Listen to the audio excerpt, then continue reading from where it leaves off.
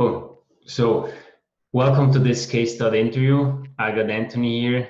He just finished a 30-day program with me. And yeah, Anthony, why don't you go ahead, introduce yourself, tell us a little bit more, how old you are, what you do in life, and so on. Sure thing. Thanks, Mauro. So my name is Anthony. I'm 38 years old, father of two young children. I'm a business owner, and I just completed 30 days with Mauro. And when I came to Mauro, I was really struggling with energy. Didn't have a lot of energy. Just felt kind of burnt out. Um, Tried a number of nutrition plans before, but didn't really have a whole lot of success. All the similar themes that a lot of other men have probably tried. Spent a small fortune on other programs and just needed something that would fit my life, that was scalable. And I didn't have to rearrange my entire life. So I'm happy to say that at the end of the 30 days, I feel so much better. For me, it's not so much about the weight, the number. It's about the energy, having the vitality to take on my day, to be a good husband, to be a good father, and to have energy to put into my business. It's awesome, man. Yeah, 30 days doesn't seem like a lot, but we know it based on the conversation we had. Yeah, on the conversations we had, you achieved big things. So let's just go a little bit back. Before you started, you already touched on a few things, especially what you tried before. I remember you said on our first call, that you were struggling for years and years, I think 6 or 7 years, stuck at the same weight, 242. And yeah, you spend a fortune, 10, 15K, right? On nutritionists, personal trainers, and so on. And yeah, what would you say, during these 30 days was most helpful for you to make the shift? Like you said, you wanted something scalable, something that you can integrate in your life. Like, what was the most helpful thing of the entire framework so far? It's the accountability more than anything. And I think what you realize after you're putting the food and the calories in is if you're eating more, I'm not shortcutting or shortchanging more. I'm shortchanging myself. So initially, it was kind of like, oh, I'm doing it because I know more I was looking at it. But then after the habit starts to form, it's like I'm doing it because I feel better. I'm losing weight, and there's a method behind this. And once I started to understand that, there was a real shift. And I wasn't able to get that with other programs because there wasn't that level of accountability. You had maybe weekly or bi-weekly check-ins with your nutritionist trainer, but you weren't really drilling down to the same level. Like, I put everything in that tracker, everything that goes in my mouth in the run of a day, because again, I'm only shortchanging myself if I don't. I agree. It's a great lesson that you just shared here because yeah, I'm full with you on it. You can cheat a coach, trainer, whoever that is, but at the end of the day, it's not that you're cheating on that person mainly. It's on yourself because yeah, and once you realize this, like, hey, it's my decision. I'm responsible for my outcome, my reality. Then the shift happens, and you've mastered that pretty well, man. Yeah, it's a powerful paradigm shift, and I think it's been basically I started at 242 and I'm down to 233 today, almost 10 pounds. And beyond the number, as I said, it's just the energy. I feel more optimistic about my future than I have in a long, long time. Yeah, I'm glad to hear that.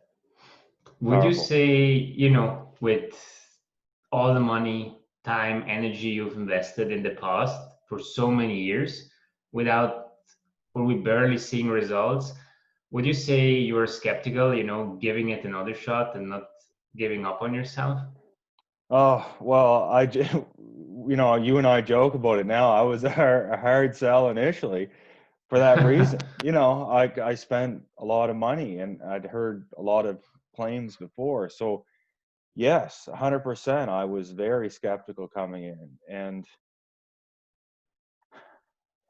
like a lot of other people, like the fitness industry, there's a lot of shady tactics that go on out there, and people are dealing in a less than ethical fashion. So for those of you on the fence, that's not how Moro does business. And it's about level setting up front, holding people accountable, having aligned expectations, what the program is, what the program isn't.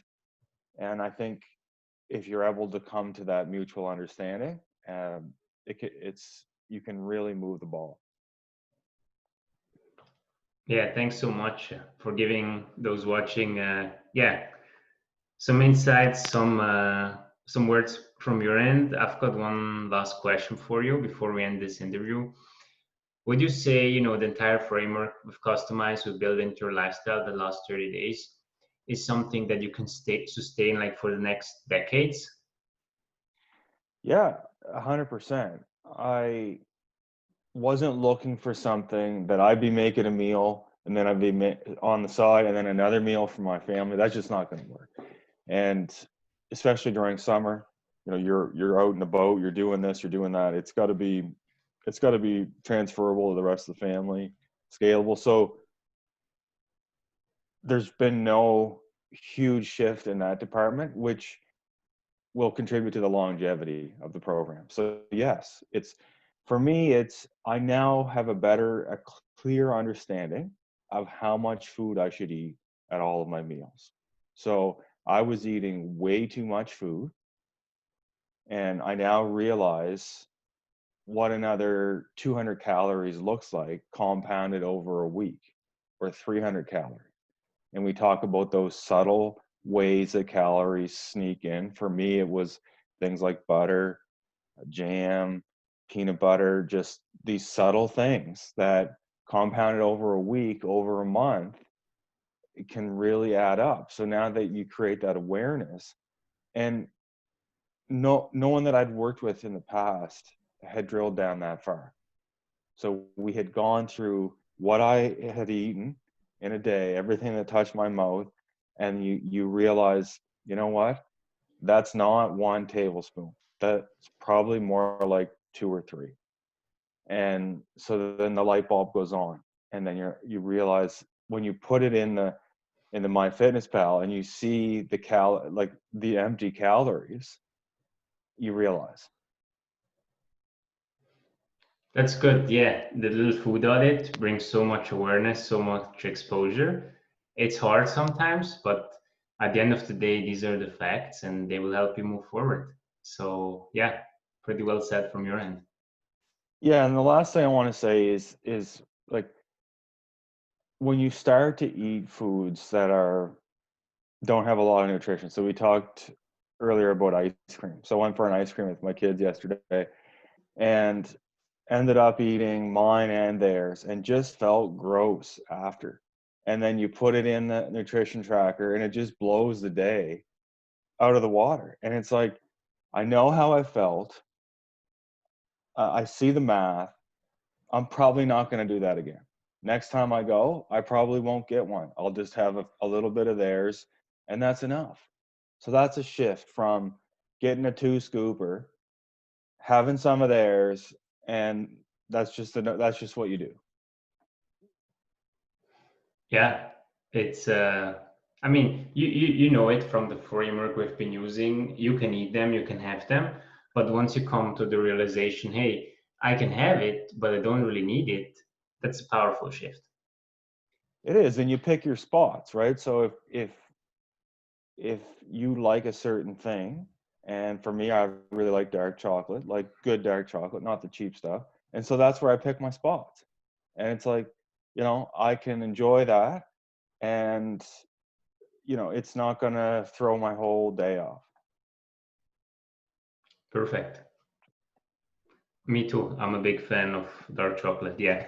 But yeah, let's take this conversation privately. And yeah, thank you for doing this. Thank you for hopping on here, doing this short case study. Thank you for everyone out there watching this. And that's it.